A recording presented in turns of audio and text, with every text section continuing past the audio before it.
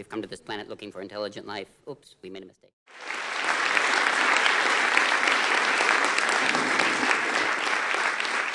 Well, thank you so much. This book that's published 3 days ago in the United States, Science Set Free, is called The Science Delusion in England. And what science is being set free from, I hope, is the science delusion. And the science delusion is the belief that science already understands the nature of reality in principle, leaving only the details to be filled in. That, I think, is a profoundly mistaken view. Most people react with incredulity at first to this proposition. What could be more successful than science? It's given us cell phones, smartphones, computers, jet planes, keyhole surgery. There's huge benefits from the sciences and their technological applications. It looks as if nothing could be wrong with this. Yet, I think there's a great deal of mistaken thinking at the very heart of science, and that there's a conflict within science which is actually constricting science from what it should be doing. I see science as a method of inquiry, a means of exploring reality. But there's another side of science, which is science as a worldview or a dogmatic belief system. Now, most people, again, are incredulous when I suggest that science is a dogmatic belief system, because they say, well, surely science is the one thing that enables us to go beyond dogmatic beliefs. It's the one thing that pays full attention to evidence and free inquiry and open-minded thinking. That's an ideal of science, and it's an ideal that I share, but it's not one that's usually put into practice. Within the sciences, there's a very strongly defined set of beliefs, which most scientists don't even realize are beliefs. They think other people have beliefs, Christians, Buddhists, Muslims, and so on, but they don't have beliefs, they know the truth. And these beliefs are taken to be such established truths that they're not even discussed. When you study science, people don't say, these are the things you've got to believe, here's the creed. You absorb them as if by osmosis. They're just things that are so taken for granted, you assume they must be true. And most people outside the scientific world assume they must be true because science is so successful and has such huge prestige as a result of it. What I do in this book, Science Set Free, is take the 10 dogmas of modern science, the 10 most important dogmas, and I turn them into questions, treating them as hypotheses that can be tested rather than assumptions you can't challenge. The 10 dogmas are as follows. First, the belief that the whole world is mechanical or machine-like. The universe is a machine, animals are machines, plants are machines, humans are machines, lumbering robots, in Richard Dawkins' evocative phrase. So everything is basically mechanical. Machines differ from organisms in that organisms have their own self-organizing powers. They organize themselves. Plants grow by themselves, for example. They also have their own purposes or goals. Machines don't. Machines are designed from outside, and they don't have their own purposes. They just do what humans want them to do. They serve our purposes. The difference is clear if you compare trying to get somewhere in a car compared with riding there on a horse. If you get in the car, it'll go wherever you want it to go as long as it's in working order. If you get on a horse, it might easily have ideas of its own and not go where you want it to go because it's an organism. It's got its own goals. In the 17th century, by taking away purposes, designs, and so on from nature and taking them outside nature, putting them in a transcendent machine-making God, the founders of modern science thought they were strengthening the case for religion by weakening the autonomy of nature. But they did so by enforcing on the sciences right from the very beginning this machine theory of nature, a mechanistic view. Now that's the first and the most central assumption. But it's not a proof to many places of decimals tested by experiment. It's just a metaphor. You can't prove a metaphor. It's useful in certain respects, but not in others. And my view is that nature is much better thought of as organic, as the universe is like a developing organism. Well, that's the first assumption or dogma. The second is that matter is unconscious.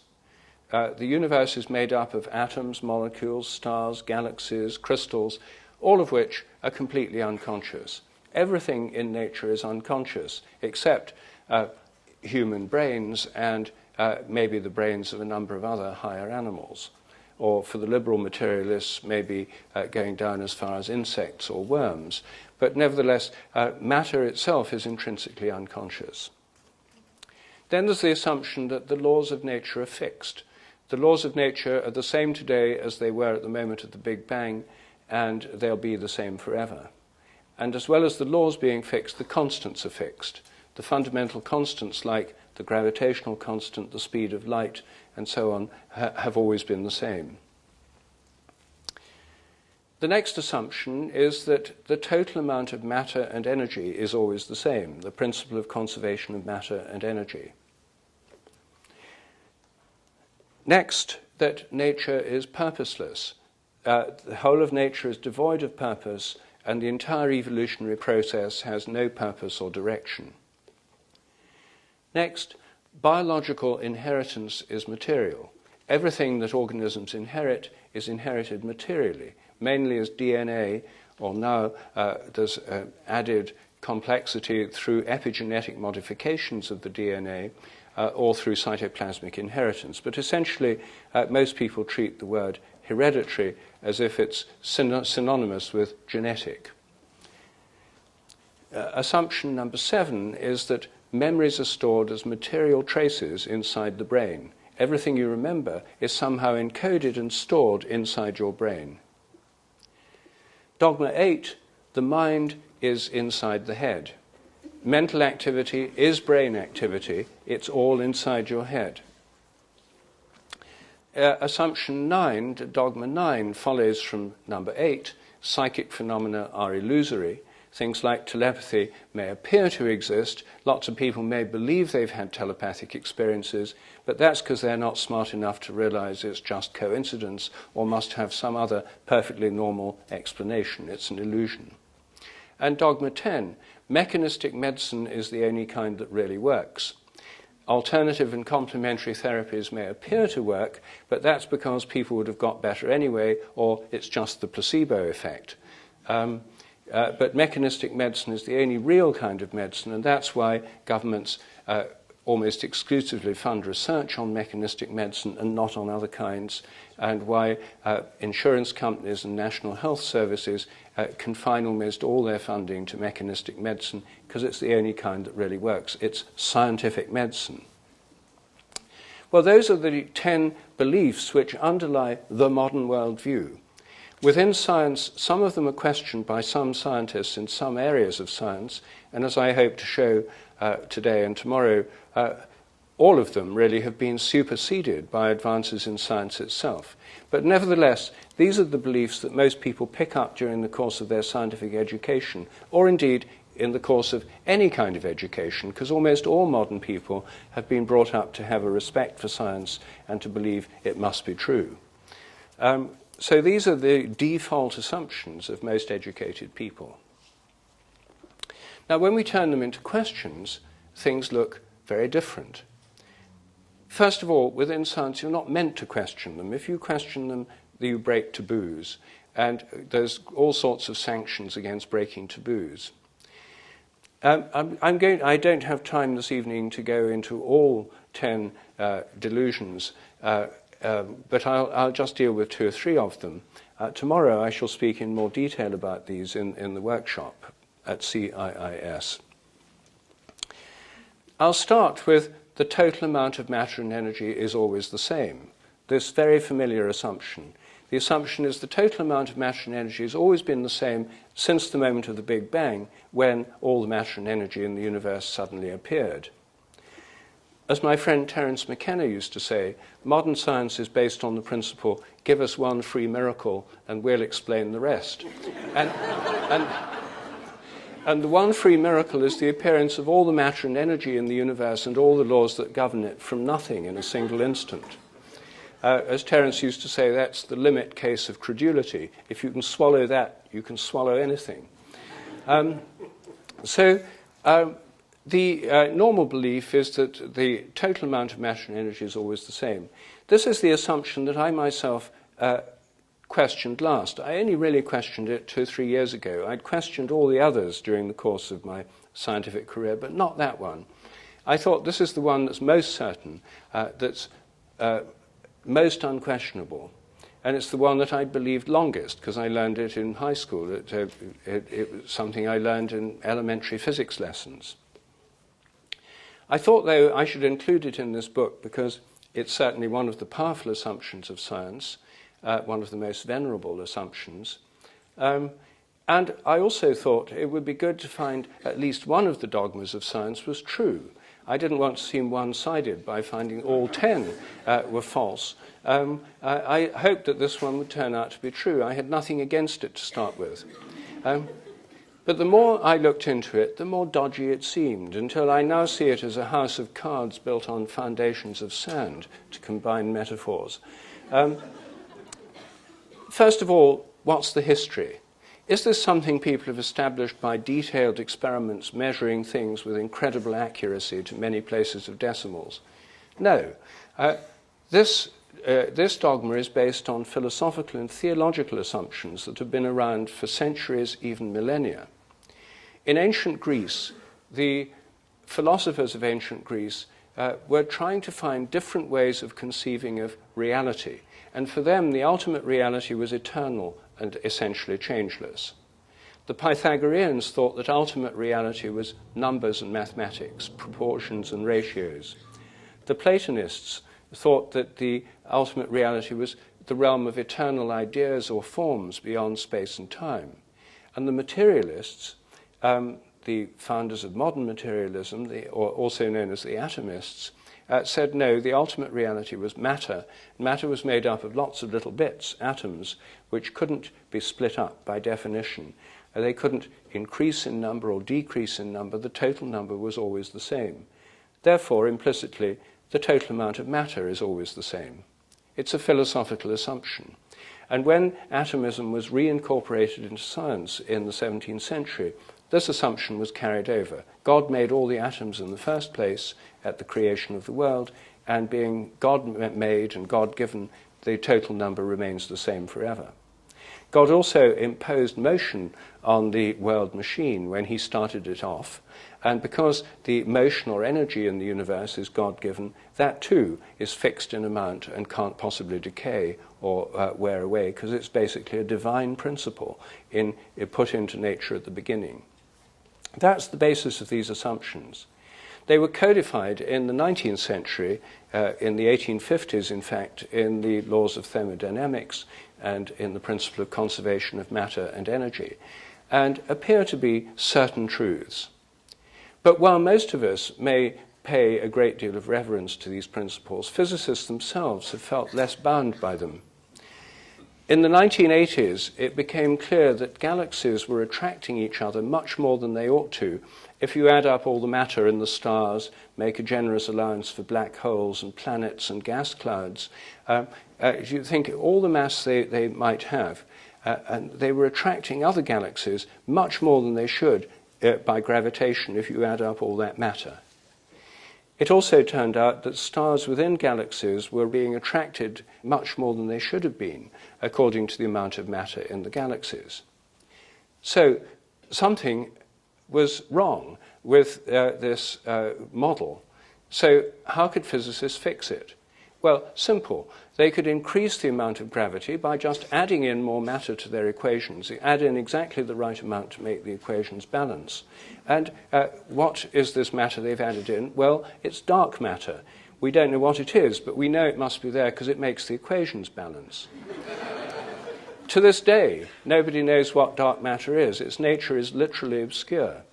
And there's 5 times more of it than there is of regular matter. Now, is dark matter conserved? Is the total amount always the same? Can it be converted to regular matter? So could regular matter just appear from nowhere or disappear into dark matter? Nobody knows, because nobody knows what dark matter is, how it works, or what it does. But this caused a new problem, because suddenly there's all this extra matter in the universe, which meant the whole universe was more massive than anyone had previously supposed. And now what about the expansion of the universe? The universe is expanding, but it's also being pulled back by gravitation, the gravitation of everything within the universe. So now there's a lot more matter in the universe. It ought to be causing the universe to slow down in its expansion and finally stop expanding and then begin to contract. In the 1990s, that's what most cosmologists thought, that the universe was going to slow down, then contract, until it all ended in tears, in the reverse of the Big Bang, known in the trade as the Big Crunch. Everything would finally implode into a black hole. But around 1998, it turned out that, from observation of distant galaxies, that far from slowing down, the expansion of the universe was speeding up. Things were expanding faster and faster. Now, how could you explain that? There was nothing in physics that could explain that, and yet it seems to be happening. So, simple. They found a way of explaining that. There must be a new kind of energy in the universe that's pushing everything apart. Dark energy. And just add in the right amount that you need to make the equations balance and fit the observations, and you fix the problem. But it causes yet another problem for physics, because it turns out the amount of dark energy is increasing. As the universe expands, you get more dark energy. The universe is now a perpetual motion machine. The total amount of dark matter and dark energy vary from time to time as physicists titrate the amounts to make their equations balance. But roughly speaking, today the current estimate is that just over 96% of the universe consists of dark matter and dark energy. Less than 4% consists of the kind of matter and energy you learned about at school, and to which these laws of conservation of matter and energy are supposed to apply. What if dark energy can be converted into regular energy? What if regular energy can be converted into dark energy? Is that possible? Nobody knows. This room is full of dark matter and dark energy. We've no idea how they might be interacting with processes going on in our physical world. Meanwhile, in quantum theory, an essential part of it is the idea that there's the quantum vacuum field, or the zero-point field, on which the regular forms of matter and energy are just like waves on the ocean, that the world is filled with another kind of energy, the zero-point energy, or quantum vacuum field energy. The quantum vacuum is not a vacuum, it's a plenum. It's full of energy. Now, what does that do? It certainly makes the equations of quantum physics work, because they can bring in virtual photons and virtual particles from the quantum vacuum field and then magic them away again to make the whole thing work mathematically. But what if we could tap it? Could we tap any of these mysterious forms of energy in the universe? Well, the usual assumption is, of course not, because the conservation of matter and energy forbids all these kinds of perpetual motion machine ideas. But the world is full of inventors working in garages and sheds who claim to have above-unity devices, free energy devices.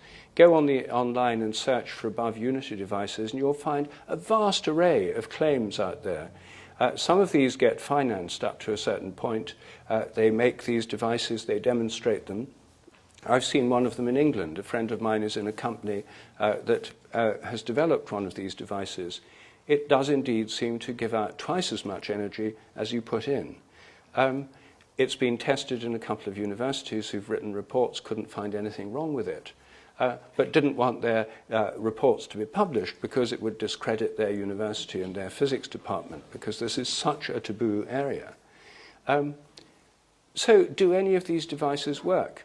If they did, they could provide boundless amounts of energy that would completely transform the world economy and ecology and change the way we think about the future. Do they work or don't they? Nobody knows, because there's no scientific tests done of these in the official world, because they're completely taboo. They defy this dogma. Because they defy this dogma, they're kept in the fringe areas of science. They're in a realm of parascience or fringe science, where all sorts of extraordinary claims are made, many of them perhaps quite absurd. What could we do about it? Well, nothing if we stick with business as usual in science. If we don't, though, if we take the view that perhaps some of these forms of energy really exist and can be tapped, take seriously what science is actually telling us, how would you find out? Well, my suggestion is a competition, $1 million prize. The best above unity device would win the prize. People could submit their various claims, their devices, have them tested by engineers and physicists who would not be trying to debunk them, but give an honest appraisal of whether this is working as it seems to. Some have already been tested and do seem to work as they're claimed to. If anyone wins this prize, I think it would change the climate, because people would then invest in these things and things would happen. Right now, they have small investors, but as soon as they go to the big investors, like the big energy companies, they then call up their physics advisors, and within 5 minutes, the guy will say, these people are claiming it's above unity. That's impossible. This is just another perpetual motion machine crank. Forget it. So the prejudice is so great that it's very hard for them to get investment. If anyone won this prize, I think the climate would completely change. And if nobody won it, because if none of them really work, the conventional people would have the sweet delight of saying, I told you so. But for the first time, we'd have experimental evidence they're right, instead of just an assumption and a whole blanket denial of alternative possibilities. It turns out that the principle of conservation of matter and energy, when applied to living organisms, is equally dodgy. And this was one of the most shocking discoveries for me. I'm a biologist, and I'd always taken for granted that living organisms follow the law of conservation of matter and energy. When I looked into the history, I found that it wasn't at all clear what was going on. In the early 19th century, particularly in Germany, many biologists thought that living organisms had another kind of energy over and above the regular kinds, they called it vital energy or life force.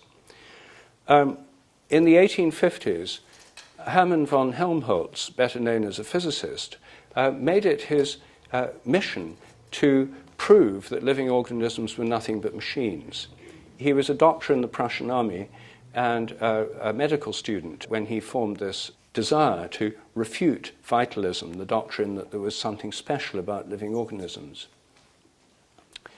He tried to prove it by doing experiments with frogs' legs, making them twitch by electrical stimulation and measuring the heat given out to try and show they followed normal laws of heat and work. He couldn't get any accurate results, so he gave up an empirical test and stuck to a theoretical argument. Living organisms are machines, therefore they obey the normal laws of physics and chemistry and conservation of matter and energy, therefore living organisms are machines. It was a circular argument. He assumed what he set out to prove, and after that it was taken as a certain fact in biology.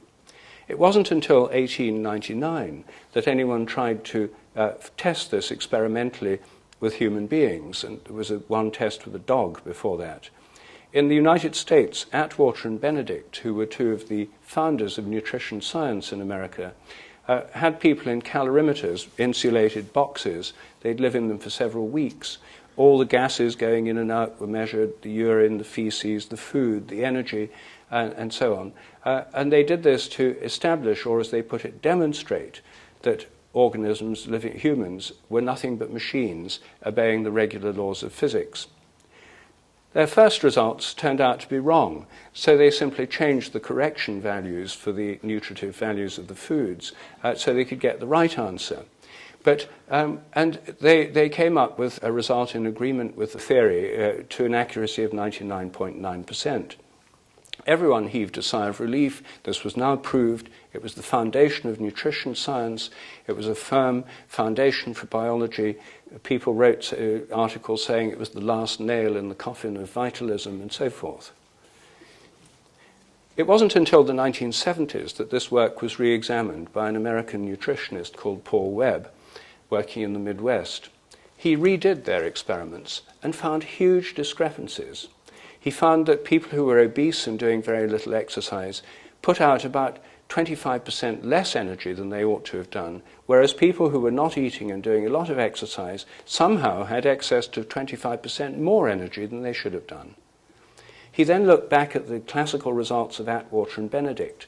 they'd found similar discrepancies, but they'd carefully got the right number of people below the average and the right number above the average, so they cancelled out to give this perfect expected result.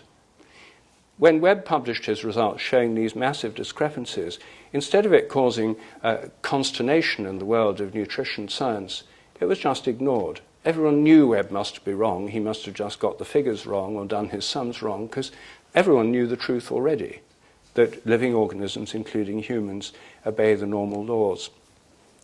When people in other cultures, like Hindus, talk of prana, or Chinese or Japanese talk of chi or ki energy, this is treated as purely metaphorical. It can't be real, because we know that living organisms obey the normal laws of ordinary energy.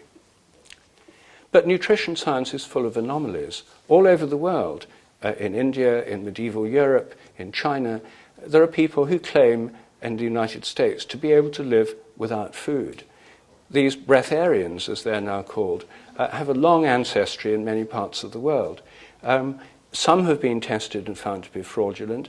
Some have been tested by scientists over the centuries, including quite recently in India, and found to be mysteriously able to live in apparent defiance of the normal laws of energy. Now, the normal assumption is these people are complete frauds. Anyone who investigates them must be a flaky scientist. Any results that don't debunk these people must be fraudulent or flawed, and the issue's closed. But what if it isn't closed?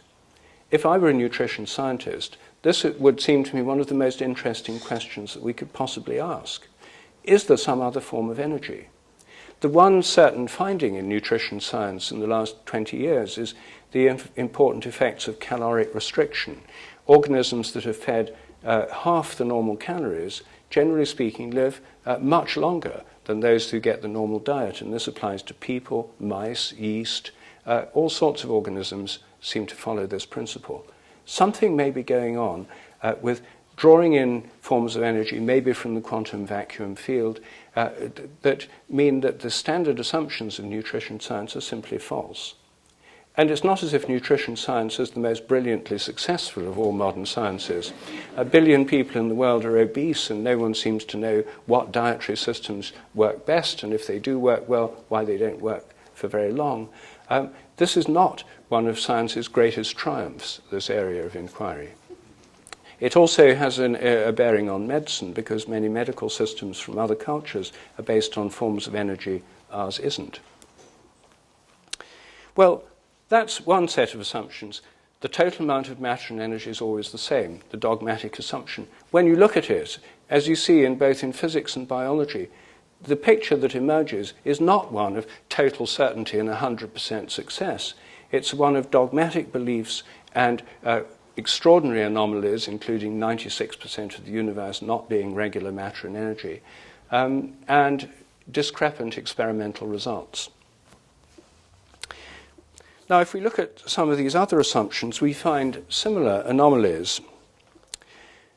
Take the idea that the laws and constants of nature are fixed. Now, this is something I've been challenging for a long time. The idea of morphic resonance, which gives a kind of memory in nature, suggests that the so-called laws of nature are more like habits.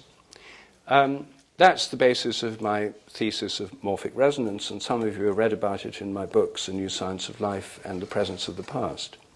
And I'm not going to speak about that now, because I'm not here particularly to push my own theories, but to open up the much bigger question in science. So instead of looking at the laws of nature, I'll look at the constants. This is something where I've done very little work of my own, except for reviewing the existing literature. Now, are the constants fixed? Is the gravitational constant or the speed of light, for example, completely fixed? Well, you might assume they must be. Surely this is something that's well known. But if you look at the data, a very different picture emerges. I started by going back through handbooks of physics, where they give the constants. And if you go back through previous editions, you find the constants actually are quite different as you move back through these editions of handbooks of physics. And in doing this, I discovered that the speed of light dropped by 20 kilometers per second between 1928 and 1945 all over the world. And then it went up again to somewhere near its pre-1928 value. And the values that people found in labs all around the world were very accurate ones according to their own data. They had very small error bars. They were up there with tiny error bars, then they went down here with tiny error bars, then they went up there. It wasn't as if there was a huge spread of error that encompassed this 20 kilometers per second drop. No, something else seemed to be happening. I went to talk about this to the head of the metrology section. Metrology is the science which measures the constants, at the British National Physical Laboratory, Dr. Brian Petley. He was kind enough to see me and to discuss it with me. And so I said to him, now what do you make of this drop in the speed of light between 1928 and 1945? And then it went up again. He said, oh dear, he said, you've uncovered one of the most embarrassing episodes in the history of our science. And I said, well, it needn't be embarrassing. I said, what if the speed of light really dropped? Wouldn't that tell us something really exciting and interesting about the universe? He said, well, it couldn't have really dropped. And I said, why not? He said, because it's a constant. So then I said, well, then how do you explain this discrepancy, this drop, with people getting these small errors? I said, the only thing I can think of is that suddenly the fashion changed and people started adjusting their results, fudging them to get what they thought was the expected value. He said, oh, we don't like to use the word fudging. And I said, what word do you prefer? And he said, we prefer to call it intellectual phase locking. And so I said, you mean that all around the world people intellectually phase-locked on this new value, discarded discrepant values, corrected them till they got that right value, and then published values that agreed with what they thought everyone else was getting? He said, well, more or less. And I said, well, then when it went up again, then the same thing happened. He said, yes, more or less. I said, well, could it happen again? He said, no, thank goodness it can't happen anymore. And I said, why not? He said, we fixed the speed of light by definition in 1972. And I said, you mean you just defined it by a kind of fiat? And he said, yes. And I said, but what if it really changes? He said, we'd never know. We've redefined the meter in terms of the speed of light. So the units it's measured in would change along with the speed of light if it did change. So that's the state of play in the most fundamental of all constants in modern physics. With the most ancient of constants in physics, Newton's universal gravitational constant, big G, as it's known in the trade, it's written with a capital G. The values of big G have been fluctuating wildly. Even in the last 10 years, it's varied by more than 1.3%. Most people assume these things go accurate to many places of decimals, but not so. Big G varies embarrassingly. And how they actually fix the value of G is they get different labs around the world measure it. They take an average of their measurements, discarding ones that seem to be too far off on the grounds they must be errors. Then the different labs submit them to the International Committee on Metrology. They then discard any values from labs where they think the lab must have got it wrong because it doesn't agree with the others, average the remaining ones and come up with what's called the best value of G. When I left Dr. Petley's office, he said, oh, by the way, you might like to see this. He said, it's just come from the press, and he leant down beneath his desk. There was a cardboard box full of pamphlets. He pulled one out and gave it to me. He said, the latest values of the physical constants. So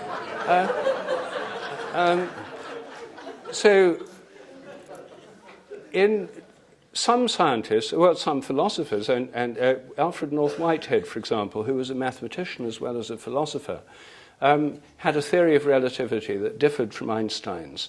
And his differed in that it predicted that the measurements of big G would vary from time to time as measured on Earth. And so there is a reason for thinking they might vary. They might also vary if there really is dark matter and if it's in clouds of uneven density, if the Earth passes through them in its orbit round the Sun, or if the Earth in different parts of its orbit is affected differently by dark matter out there in the galaxy, it could affect these measurements. So the question is, do these measurements vary similarly all around the world? In 1994, in my book, 7 Experiments That Could Change the World, I tried to encourage metrologists to look at the raw data and see, are they all the values of G all up, say in June, and down in July, or down in December? Do they vary together? Is there a cyclical variation in these around the world? They refused to do it because they said, G is constant, this is a meaningless question. But the data are there. It wouldn't cost very much to do this. It's terribly frustrating that it hasn't been done. I think if it was done, we might find meaningful variations in G which could actually be analyzed and give rise to new science. Now, this isn't a terribly fundamental thing. It's a fundamental constant, but we're talking something fairly simple to do here. A graduate student could probably do this analysis. It might turn out, in fact, that the constants, they all vary as measured. The usual assumption is these variations are all errors. It might turn out that they vary within limits rather chaotically.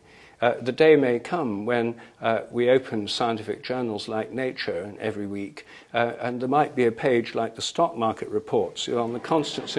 This week G held constant, C was up a little bit, the fine structure constant was down, there's been a fall in the charge on the electron. It might be that there's a quality of time, perhaps a little like that astrologers think in terms of, but which might, because of different balances in the strength of the different constants. It would mean different things could happen at different times. All these things are possible, but we'll never find out if we have the dogmatic assumption they're constant and all the variations are ironed out, and the old values are simply discarded, and we always go with the latest best value. So there's the assumption that the constants of nature are fixed. It's nothing but an assumption. Some physicists have proposed they might actually vary over time. It has actually been discussed a little bit by Whitehead and by Paul Dirac and a few other physicists. But for the most part, this question is not entertained within science. But there's no reason it shouldn't be, and it's not as if science as we know it will collapse. It would just get more interesting, and we might find out something really new. Now, I'll take another of these assumptions now, that memories are stored inside the brain. Now, this is something that not just scientists take for granted, but most people take for granted. If you just ask the average person you meet on the street, where are memories? They'd say, oh, in your head. It's just a standard assumption of our whole culture. It's where a scientific assumption has spread through the whole culture and is taken for granted. Now, where's the evidence that memories are in our head? Well, many people would say you don't need any evidence. It's obvious. They've got to be there. Where else could they be? Some people say, well, you might have tissue memory, muscle memory, etc., but it's still physically located in the body. It's got to be there. How else could it possibly work? This is an assumption. There are actually alternatives. And the idea that memories are stored in the brain has been questioned by philosophers for centuries. Plotinus, in his theory of the soul, thought that memories were an aspect of the soul, not of the body, and were not stored in the brain. Henri Bergson, the great French philosopher, in his book Matter and Memory, provided a persuasive argument that memories are not stored in the brain. There's another kind of causation, a causation across time, which can carry memories across time without them being stored in brains. Bertrand Russell, the British philosopher, agreed with Bergson, and he proposed that there was a new kind of causation that he called mnemonic causation, a kind of causation that works, is the basis of memory, that leaps across time, connecting similar things across time. Ludwig Wittgenstein came to the conclusion that memory was not stored in the brain. He was one of the most influential philosophers in the English-speaking world in the 20th century. My own view is that memory depends on morphic resonance. Morphic resonance is a kind of resonance across time from similar patterns of activity in the past to similar patterns in the present. That's the postulate of the theory. It's a resonance theory of memory. And what the resonance theory of memory would say is that memory depends on a kind of resonance with the past. When you meet somebody you haven't seen for a while and you recognize them, you resonate with yourself in the past, the last time you saw them. And there's a resonance across time that gives you that feeling of recognition. you know you've seen them before.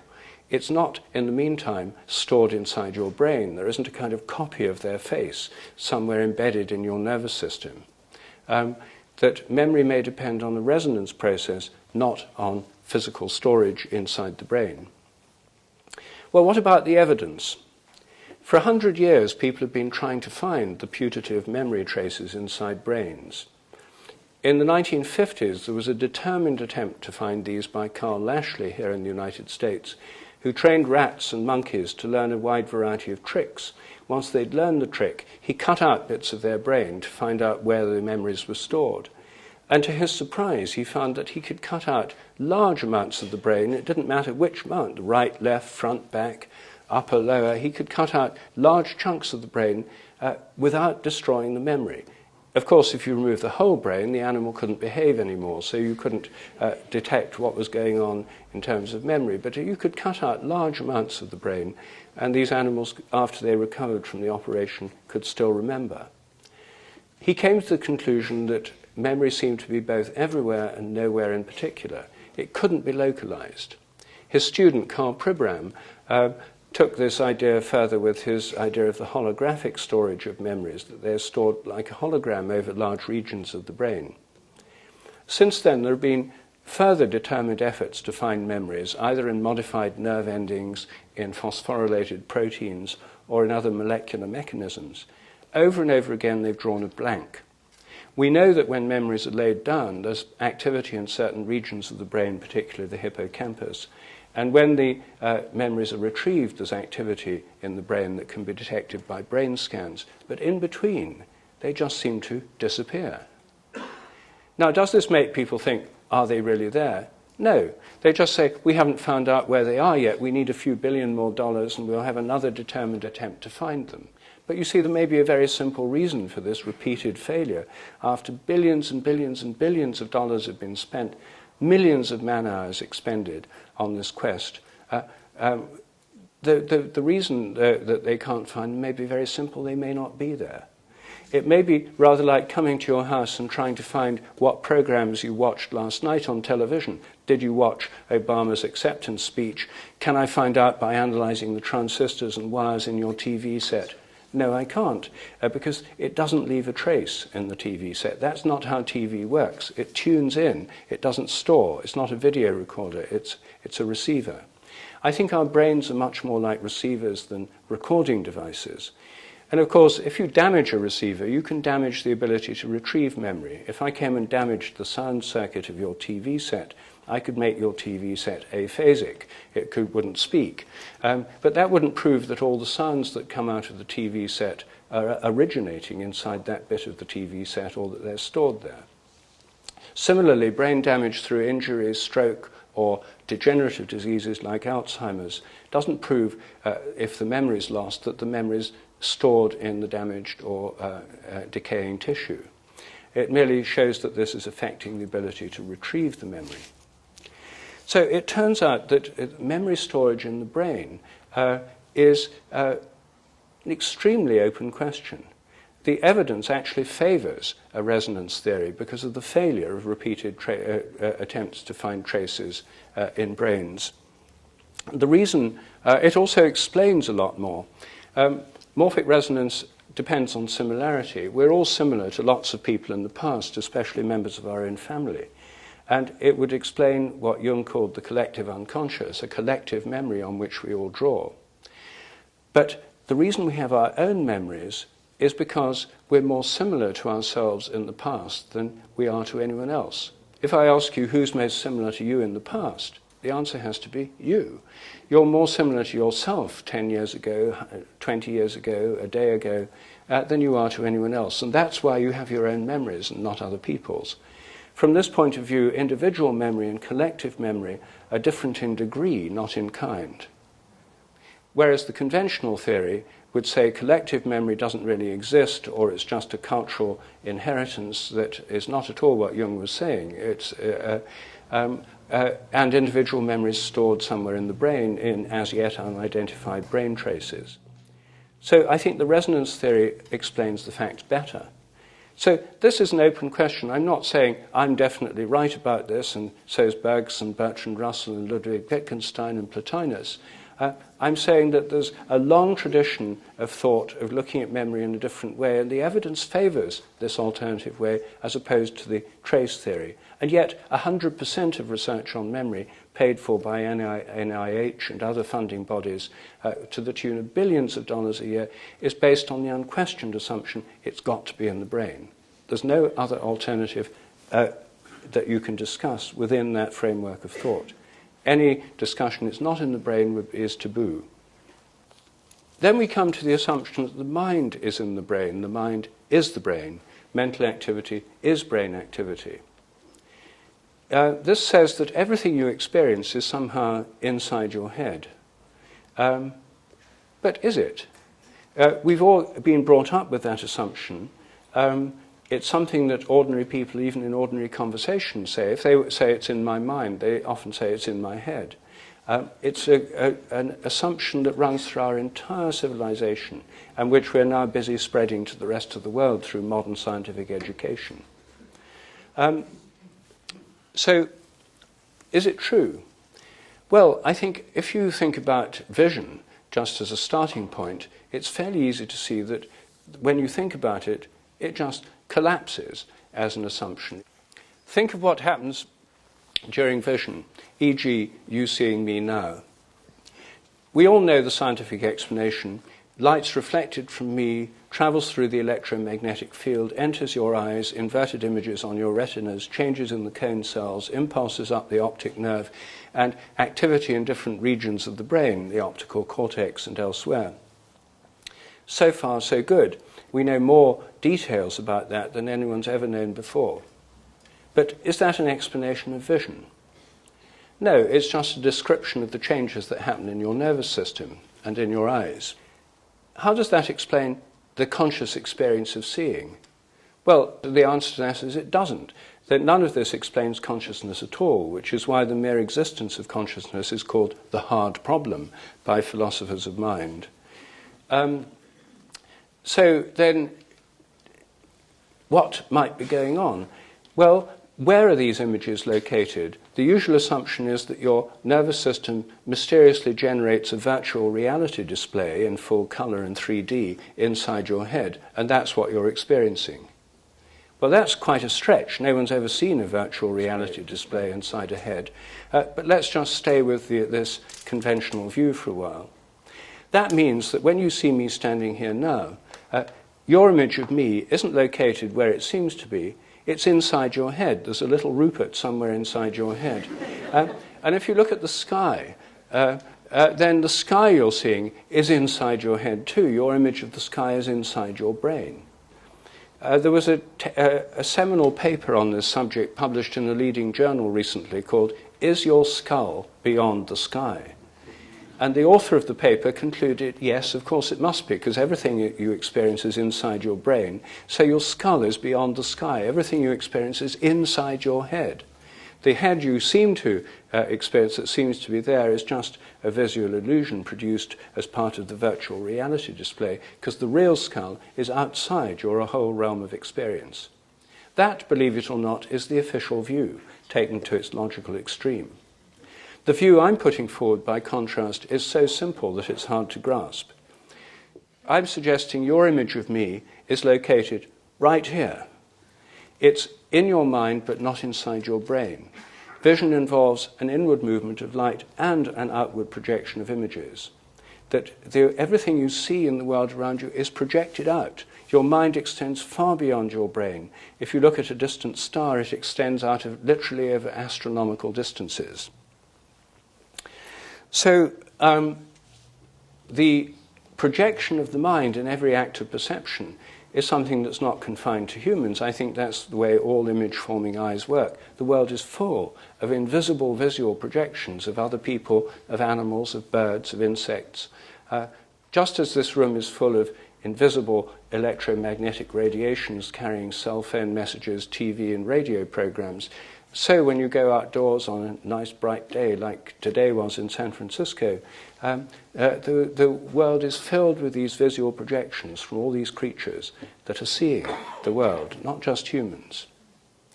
Now, this is not a new theory of vision, and I claim no originality for it. It's what Plato taught, it's what the ancient Greeks believed, it's what Euclid had as his basis of his optical theory of vision. It's the way in which he explained mirror images. The reason you see things behind a mirror, the virtual images, is because when you project out your image, being mental projections, they're not bent by the glass, they go straight through it, and you create these images behind the mirror. That's still the theory in physics textbooks today. It's basically based on the idea of an outward projection of images. Most children under the age of 10 believe that the eye projects out images. Jean Piaget, the developmental psychologist, found that under the age of 10, most European children believe that vision involves an outward projection as well as an inward movement of light. However, Piaget said, rather pleased with himself, that by the age of 10 or 11, the average child learns the correct view, which is that thoughts and images are invisible things located inside the head. Now, most of us have taken that on trust, but no one's ever seen a thought or an image inside a head. All they've seen is electrical changes in brain activity.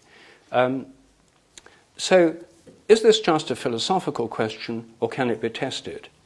Now, as some of you already know, this is something I've devoted some time to, because if your mind reaches out to touch what you're looking at, you should be able to affect what you're looking at just by looking at it. If it's another person, if you look at them from behind, through a window, they can't hear you, they can't smell you, they can't see you, they don't know you're there by any other means, can they feel your gaze? Well, as soon as you ask that, you realize this is a common experience. Most people have had the feeling of being stared at, and have felt when people are looking at them from behind. I've done lots of experiments. Some of these experiments are so simple a child can do them, and in fact thousands of children already have done them.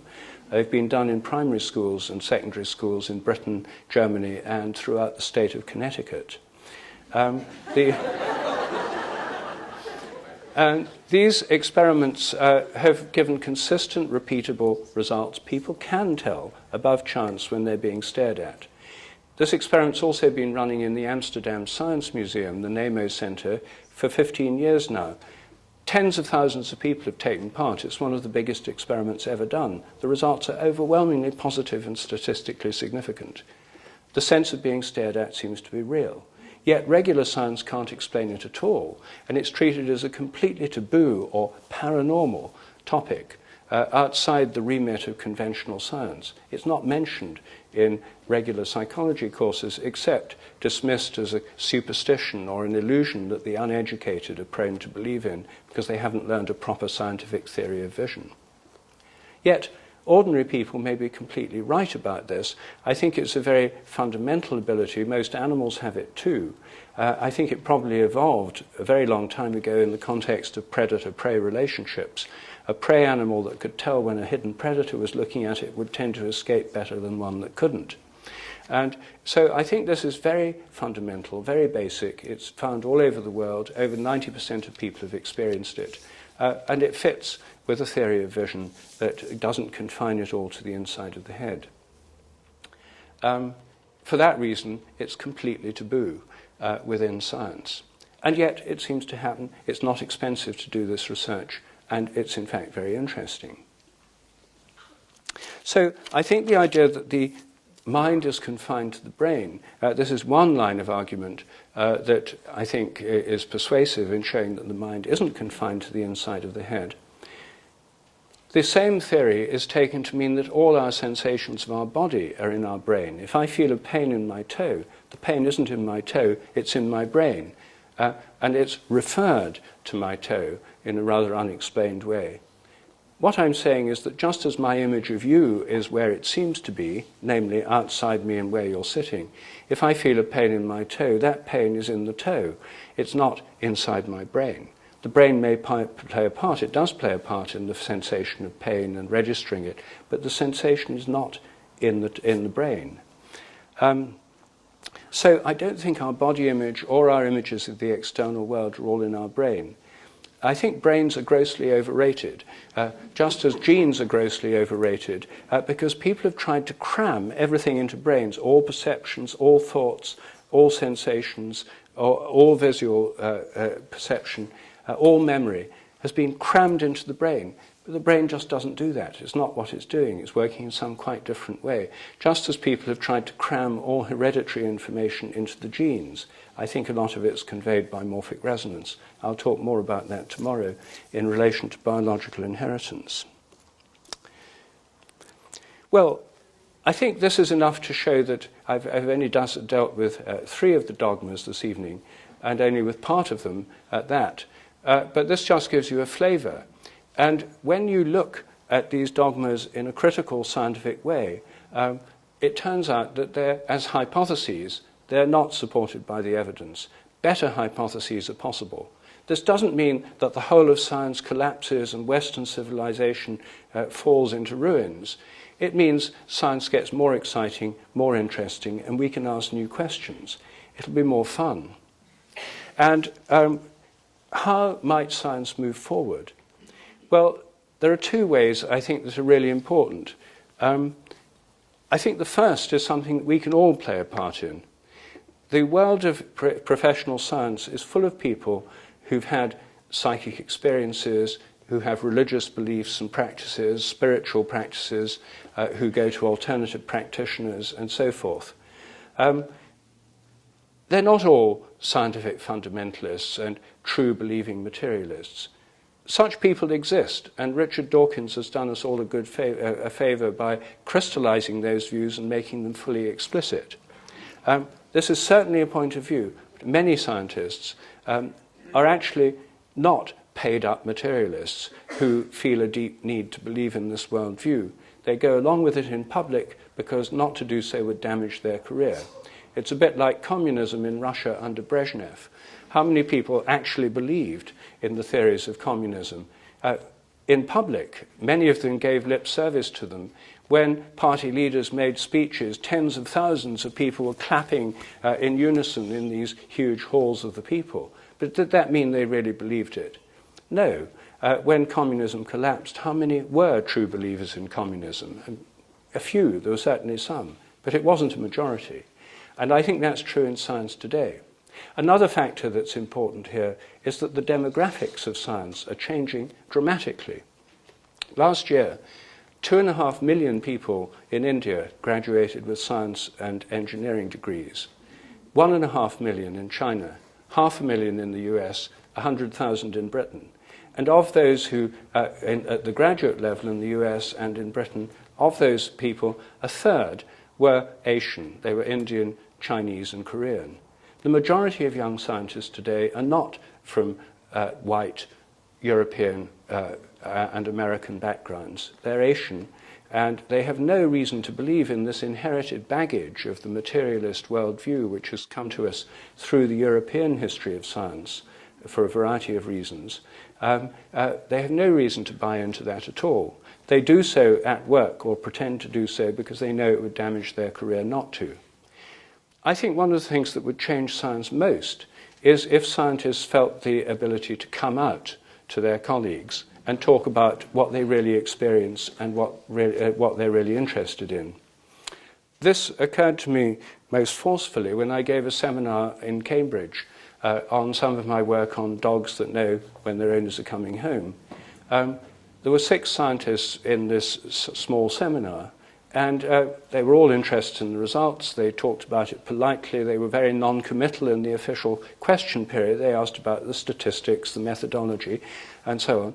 But afterwards, one by one, they came up and they said to me, you know, I've always been interested in this kind of thing. It's one reason I went into this in the first place. And another would come up, look around during the tea break. If no one was listening, he said, you know, I've got a dog that does this right now. You know, when I go home from the lab, it's waiting for me at the door. When all 6 had told me they thought this was happening, and when all 6 had said the same thing to me, but I can't talk about it to my colleagues because they're all so straight, I said to them, why don't you guys come out? You'd have so much more fun. And I think this is the way forward within the sciences. I think there's so many people there who have spiritual interests, psychic experiences and so forth, that don't or can't talk about them to their colleagues. If they do so, they'll find that many of their colleagues share these interests, and the conversation in the laboratory tea room would become so much more interesting than it is at present. And these kinds of bigger questions I'm talking about would become part of the scientific debate rather than being marginalized and kept in taboo areas where if scientists talk about them at all, they do it with their colleagues after a few glasses of wine with trusted friends in the evenings. I know that the scientific world is full of people who don't believe this because since I've been out for decades, scientists feel quite free to talk to me. And since my book, The Science Delusion, came out in Britain, I've been receiving emails from eminent British scientists in different branches of science and medicine telling me about their views, and some of them asking to meet me to discuss this. I've been having a series of clandestine meetings with eminent scientists. And for good reasons, they explain to me why they can't let their colleagues know what their true views are. And for one or two, the price is very heavy. They'll lose their grants, they won't get their papers published in high citation, peer-reviewed journals, they won't get tenure or promotion. There's a big price to pay for breaking these taboos. But if enough people do it, it would be like gays and the gay liberation movement. It would be empowering, mutually empowering. And it would just make science so much more fun and much more attractive to young people. Right now, it really puts off a lot of bright young people because they see it as just a load of dry facts you've got to learn. If they were aware that lots of questions are truly open, I think it would be a very different situation. Well, I think that's enough to give you a flavour of this book, and I'd be happy to answer any questions.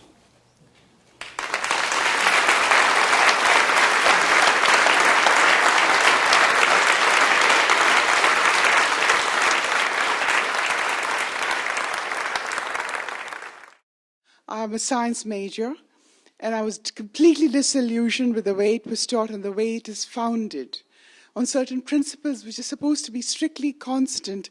And you taught us that science, when it moved away during the time of the Enlightenment, away from the church, has become even more dogmatic perhaps, or equally dogmatic as the church. My question to you is, can we use certain positive aspects of science, such as the empirical methods of research? Can we try to impose rationality on the paranormal? And is it possible that certain aspects of reality which are beyond what we know as classical physics today can be established with mystical experience or the paranormal? Well, first of all, I think we can investigate a lot of things rationally and scientifically that science doesn't at present investigate because of these taboos. I'm all in favour of reason and science as long as they're reasonable and scientific. And I think that if we take a scientific and reasonable look at phenomena like telepathy, it turns out that they're not paranormal in the sense of beyond the normal. They're normal. Animals have them. They seem to be a normal means of communication among members of animal groups. Many dogs and cats and parrots and horses show telepathic responses to their human owners. In the human realm, telepathy is common. More than 80% of people have had telepathic experiences in relation to phone calls. So, first of all, I would say that whole realms of stuff that are at present classified as paranormal are normal and perfectly investigatable using standard scientific methods and statistics. That's a lot of what I do myself. I'm pro-science, not anti-science, and my book is pro-science, not anti-science. So I think there's a large range of phenomena that science has arbitrarily excluded on the grounds of dogmatic narrowness that an expanded science could include in a larger paradigm, a larger model of reality. I think, however, there are certain things which perhaps can't ever be brought within a scientific purview of predictability, and one of them is the creative impulse itself. Creativity seems to be inherent in the whole cosmos at every level, chemical, molecular, biological, mental, social. The whole universe in evolution is an interplay, in my view, between habit and creativity. Habits lead to repetitions and the regularities of nature, which are very important, and without them we wouldn't be here. But the creativity, when new things happen, it's literally unpredictable. If you could predict the next creative breakthrough in any subject, you would have made that breakthrough. You can't predict creativity, and I think that's because there's an element of freedom in the whole evolutionary process, a creative freedom which works through evolution, which can't be pinned down by science.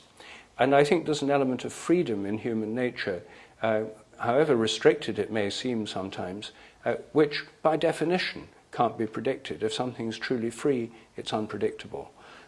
You can statistically predict what people will make in terms of free choices, roughly how many people will choose cornflakes as opposed to ricicles or something in supermarket shelves. There are statistical predictions. But for really important free choices, I think that there's an unpredictability, just as there is at the quantum level with quantum uncertainty. That may be chance, but it's still unpredictable.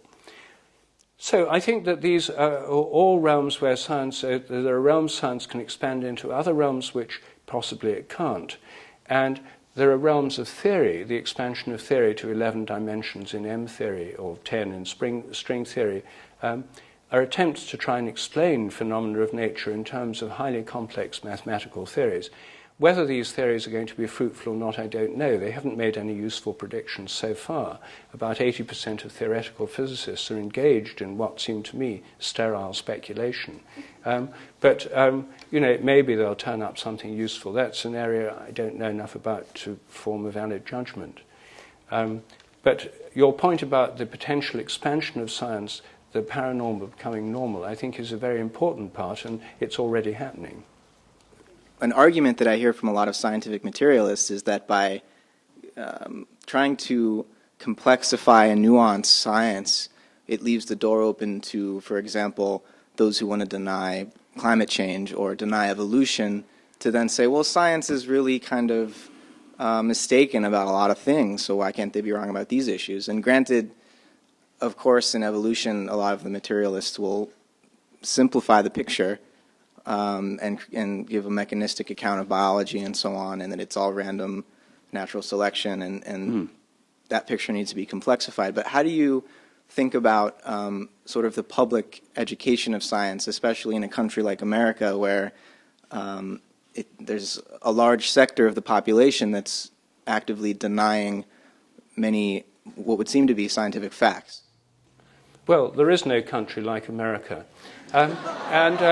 This sort of anti-science movement, creationist movement and stuff, we simply don't, at least it hardly exists in Europe or in most other parts of the world. It's a peculiarly American phenomenon.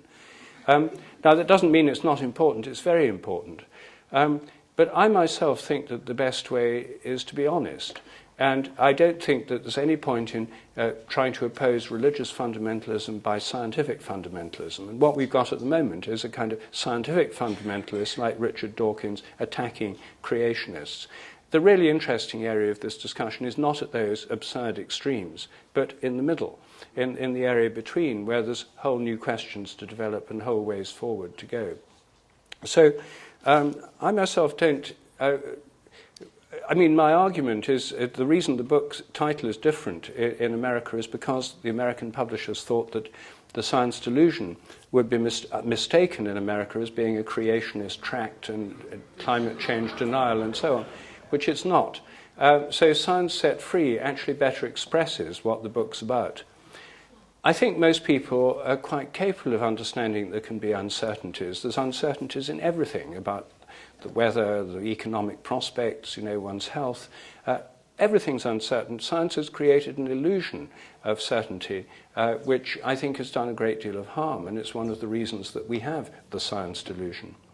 So my own approach is to show that science can in fact investigate things that people haven't looked at before. For example, my research on dogs that know when their owners are coming home.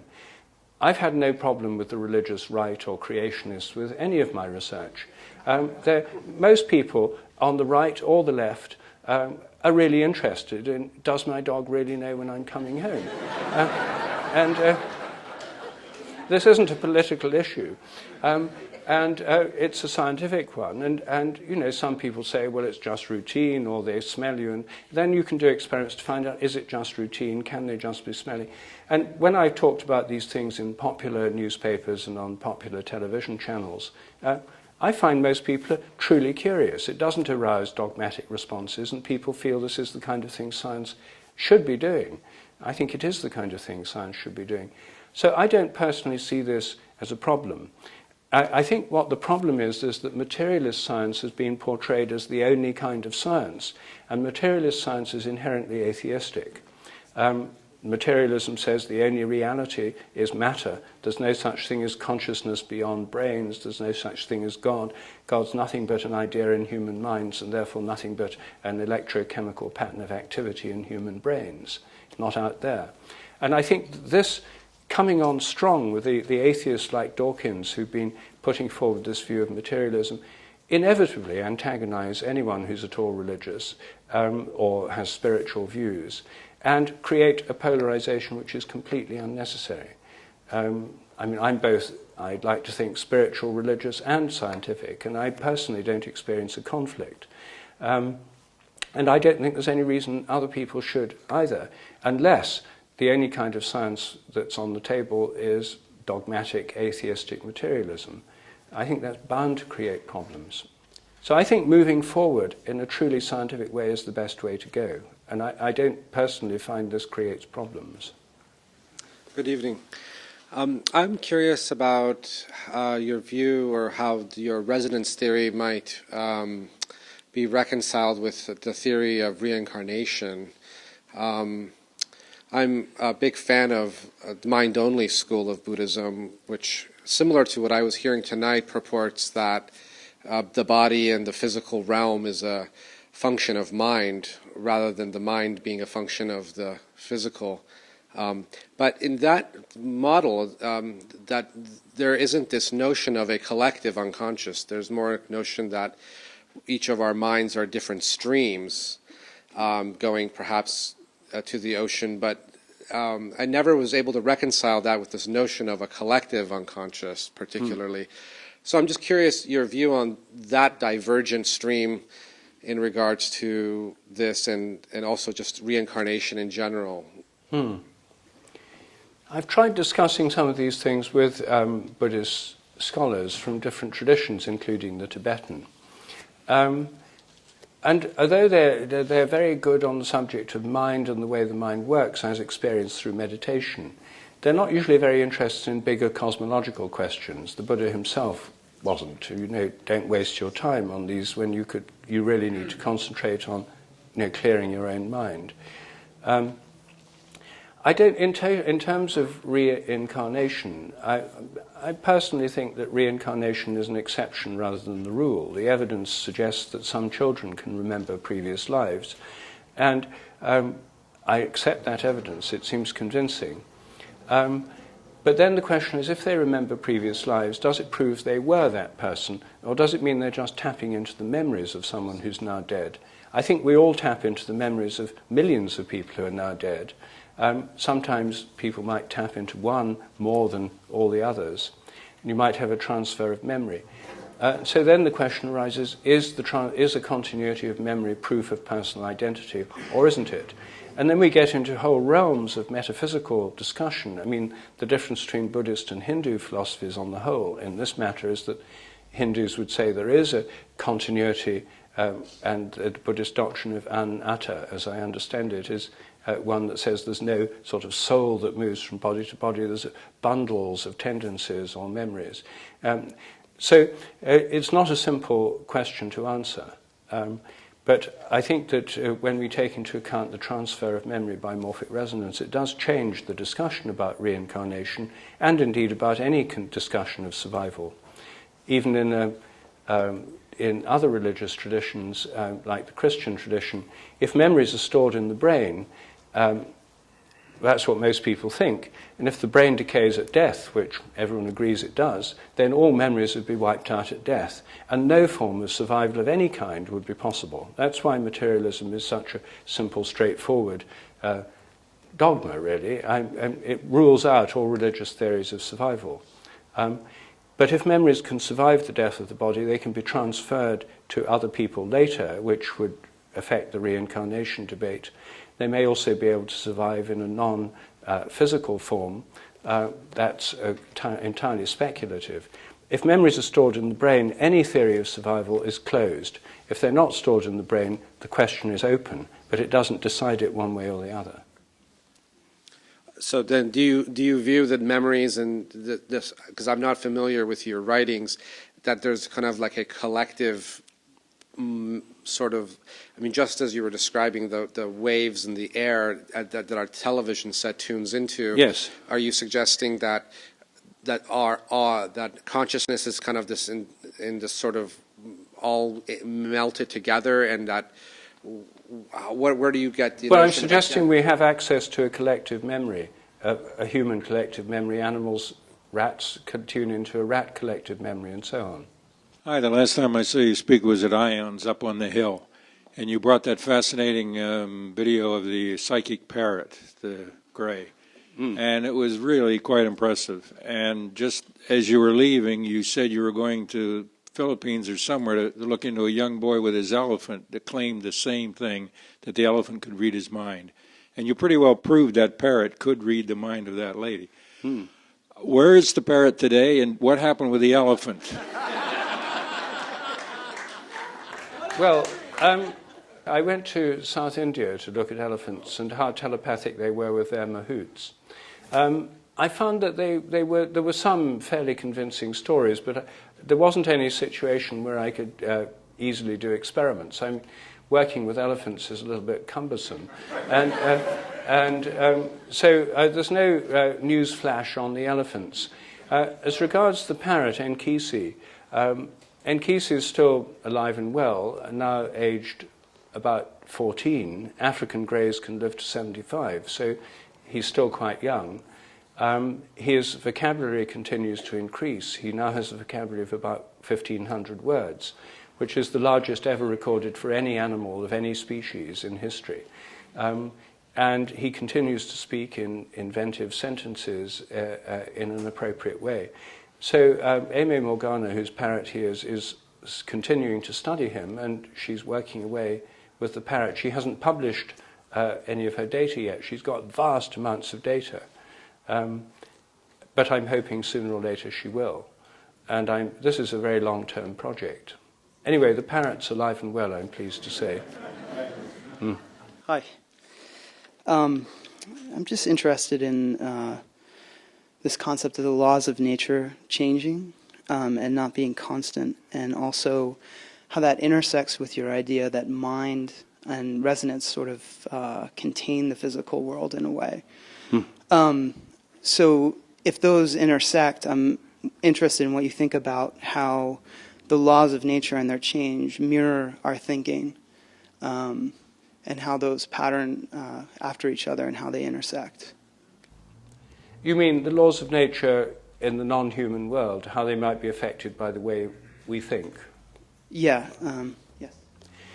Well, there's a sense in which the laws of nature are human constructs. I mean, you don't actually go out into nature and find a law.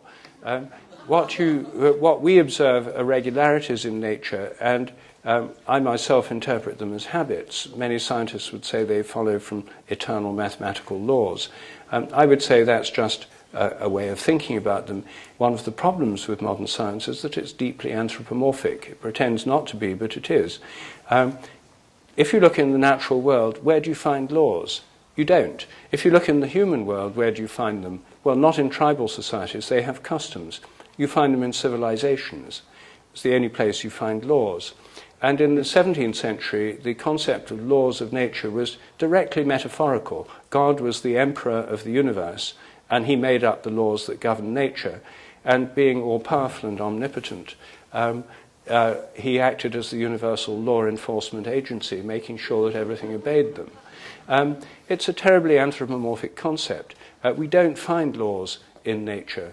As C.S. Lewis once said, to say a stone falls to earth because it's obeying a law makes it a man and even a citizen. It's an anthropomorphic concept. So what we do find in an evolving universe is changing regularities of nature.